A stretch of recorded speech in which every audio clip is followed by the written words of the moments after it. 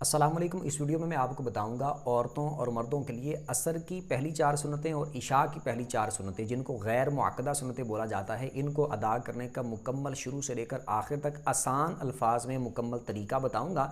तवज्जो के साथ सुनेंगे तो बड़ी आसानी के साथ हर बात समझ आ जाएगी। असर और इशा की जो सुन्नतें हैं ये गैर मुअक्कदा सुन्नतें हैं। इनकी मैं डिटेल आगे जाके बताऊंगा। पहले तरीका सुन लें तवज्जो के साथ। पहली रकत में सुबहानक अल्लाह पढ़नी है। उससे पहले भी नीयत आप सुन लें। नीयत इस तरह करनी है, 4 रकत सुन्नत नमाज असर अल्लाह की रज़ा के लिए। असर में असर की नीयत कर लेनी है, इशा में इशा की नीयत कर लेनी है। और ये नीयत ज़ुबान से दोहरा ली तो अच्छी बात है, दोहराना ज़रूरी नहीं है। असल चीज़ यह है कि आपके दिल में इरादा हो आप कौन सी नमाज़ पढ़ने लगे, ये बात।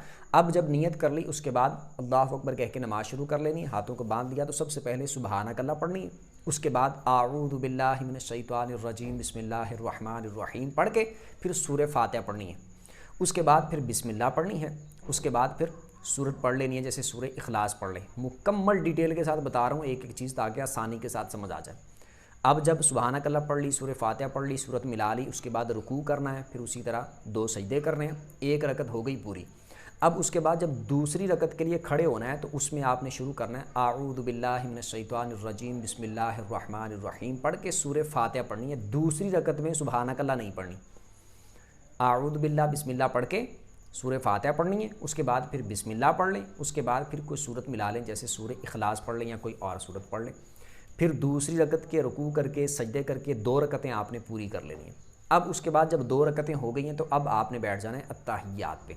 अत्ताहियात पे जब बैठना है तो अत्ताहियात पढ़ेंगे और फिर आपने आगे दुरूद भी पढ़ लेना है, दुआ भी पढ़ लेनी है। हालांकि बाकी नमाज़ें जैसे हम अदा करते हैं तो जिसकी हमने 3 रकतें या 4 रकतें अदा करनी होती हैं तो सिर्फ अत्ताहियात पढ़ के खड़े हो जाते हैं अगली रकत पढ़ने के लिए। लेकिन यहाँ पर आपने ऐसा करना है कि अत्ताहियात पढ़ के उसके बाद आपने दुरूद भी पढ़ लेना है, दुआ भी पढ़ लेनी है। बस सलाम नहीं फेरना, बाकी एंड तक सारा कुछ पढ़ लेना है। और उसके बाद फिर आपने तीसरी रकत पढ़ने के लिए खड़े होना है।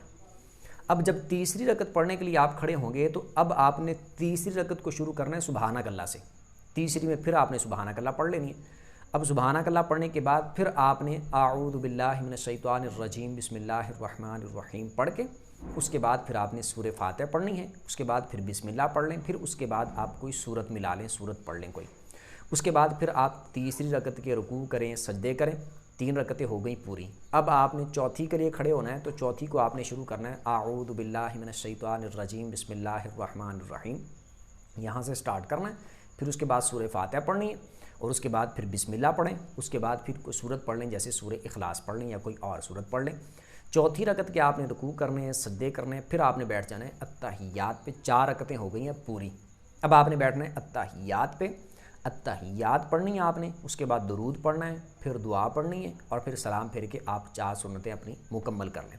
अब ये असर का तरीका भी बिल्कुल सेम यही है, औरतों के लिए भी मर्दों के लिए भी, जिस तरह मैंने पूरा डिटेल के साथ बताया।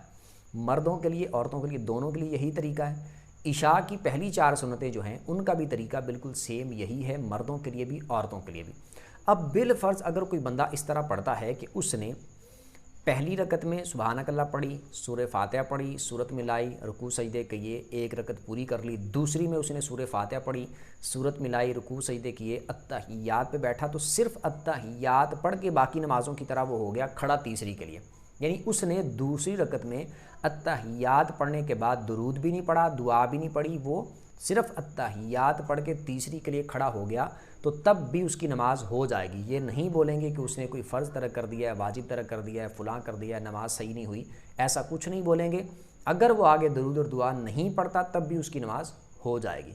लेकिन अच्छी बात है वो दुरूद भी पढ़ ले, दुआ भी पढ़ ले दूसरी रकत में। लेकिन बाकी नमाज़ों में ऐसा नहीं करना। सिर्फ इसमें असर की पहली 4 सुन्नतें और इशा की पहली 4 सुन्नतें जो हैं सिर्फ उनमें बता रहा हूँ, सिर्फ ऐसा करना है।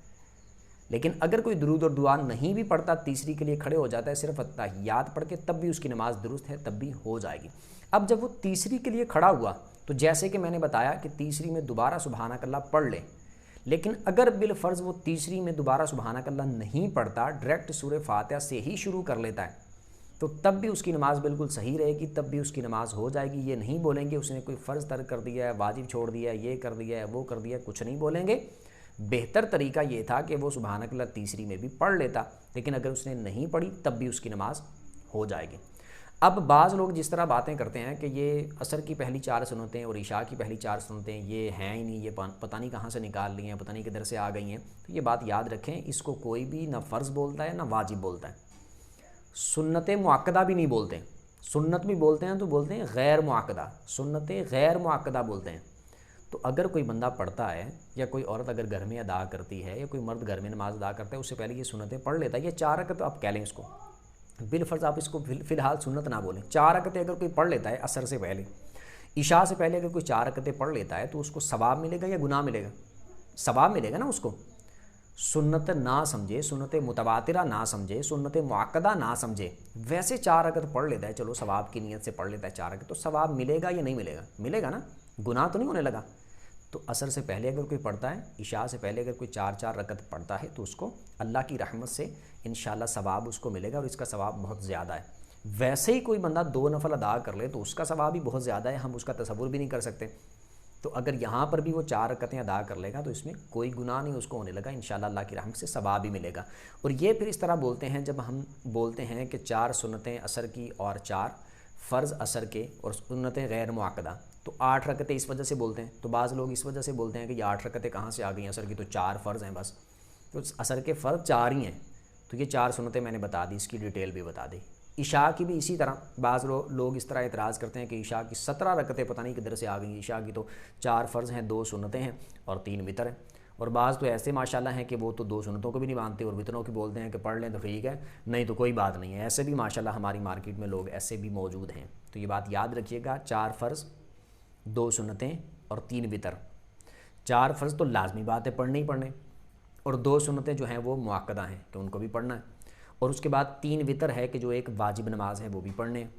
تو اب یہ 17 کیسے بنیں گی؟ یہ تو 9 بنتی ہیں، 17 اس طرح بنے گی، پہلے والی 4 سنتیں غیر مؤکدہ جن کی میں ڈیٹیل بتا چکا کہ اگر پڑھ لیں تو اچھی بات ہے، اگر کوئی نہیں پڑھتا، چلو اور ڈیٹیل بتا دیتا ہوں، اگر کوئی یہ 4 سنتیں عصر سے پہلے والی یا عشاء سے پہلے والی نہیں پڑھتا تو ہم یہ نہیں بولیں گے اس نے کوئی حرام کام کر دیا، ناجائز کام کر دیا، یہ نہیں بولیں گے، وقت ہے تو آپ ادا کر لیں، ثواب اس کا بہت زیادہ ہے۔ لیکن اگر کوئی چھوڑ دیتا ہے، نہیں کسی نے پڑھی، تو ہم یہ نہیں بولیں گے اس نے ناجائز یا حرام کام کر دیا۔ تو 4 سنتیں تو یہ ہو گئیں پہلے والی غیر مؤکدہ عشاء میں، اس کے بعد آگے 4 فرض، 8 ہو گئیں رکعتیں، اس کے بعد 2 سنتیں آ گئیں، تو یہ 10 رکعتیں ہو گئیں، اس کے بعد آگے 2 نفل پڑھے جاتے ہیں، اور وہ بھی کوئی فرض و واجب نہیں ہے، سنت بھی نہیں ہے، اگر کوئی پڑھے تو اچھی بات ہے، نہیں پڑھتا تو کوئی گناہ نہیں ہے، باقاعدہ طور پر وہ نماز کا حصہ نہیں ہے، ٹھیک ہے، اپنی مرضی ہے۔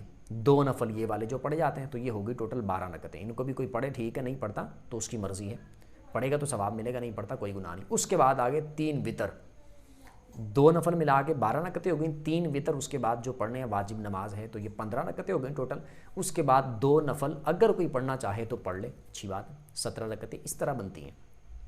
اور یہ جو نفل ہیں کہ آپ 2 نفل ادا کر لیں، وہ کسی پر زور زبردستی نہیں ہے، وہ ادا کرے تو اچھی بات ہے، نہیں ادا کرتا تو کوئی گناہ نہیں ہے۔ اس کو بالکل آپ اس طرح لے لیں، ظہر کے بعد جیسے 2 نفل بعض لوگ پڑھتے ہیں، اسی طرح مغرب کے بعد 2 نفل پڑھتے ہیں، عشاء کے بعد 2 نفل پڑھتے ہیں، تو وہ صرف اس وجہ سے کہ علیحدہ سے ٹائم نکال کر، پہلے جیسے صحابہ کا زمانہ تھا یا ان کے اندر نماز کی اتنی دلچسپی تھی، مسجد کے اندر آنے کی اتنی دلچسپی تھی، اتنے راغب تھے وہ کہ وہ علیحدہ سے وقت نکال کے فرضوں کے علاوہ علیحدہ سے وقت نکال کے راتوں کو قیام کرتے تھے، دن میں نمازیں پڑھتے تھے، نفل پڑھتے تھے۔ تو ہمارے لوگوں کے اندر اللہ کرے ایسا جذبہ پیدا ہو جائے لیکن نظر نہیں آتا، تو اس لیے کہا جاتا ہے کہ چلو ظہر کی پڑھنے کے لیے آئے ہی ہو، سنتیں پڑھنی ہیں، وضو کیا ہوا ہے، فرض بھی پڑھنے ہیں، تو چلو 2 نفل بھی پڑھ لو، تو اس وجہ سے پڑھ جاتے ہیں، وہ کہ فرض و واجب کے حکم میں نہیں ہوتے۔ مغرب میں بھی اسی طرح، عشاء میں بھی اسی طرح، 2 نفل جو پہلے اور بعد میں 2 نفل کہا جاتا ہے، وہ بھی بالکل اسی حکم میں ہے کہ چلو وضو کیا ہے، مسجد میں آئے ہو تو پڑھ لو 2 نفل، صرف اس حکم میں یہ پڑھے جاتے ہیں، ورنہ وہ باقاعدہ طور پر کوئی فرض واجب اس طرح کا معاذ اللہ کوئی معاملہ نہیں ہے۔ یعنی جس کو نبی پاک علیہ السلام نے اس کا حصہ نہیں بنایا شریعت کا، تو ہم لوگ کون ہوتے ہیں اس کو حصہ بنانے والے؟ تو حصہ کوئی نہیں بناتا، اس کو لازم قرار کوئی نہیں دیتا۔ سمجھ آ گئی؟ امید کرتا ہوں اچھے طریقے سے سمجھ آ گئی ہوگی۔ پھر بھی اس میں سے اگر کوئی بات سمجھ نہ آئی ہو تو کمنٹ میں آپ اپنا سوال پوچھ سکتے ہیں۔ ویڈیو جس کو اچھی لگی ہو ویڈیو کو لائک کر دیں، چینل کو سبسکرائب کر دیں، بیل آئیکن پر پریس کر دیں تاکہ جو بھی دینی مسائل پر ویڈیو اپلوڈ ہو اس کا نوٹیفیکیشن آپ کو مل جایا کرے۔ اگلی ویڈیو تک کے لیے اجازت دیجیے، اللہ حافظ۔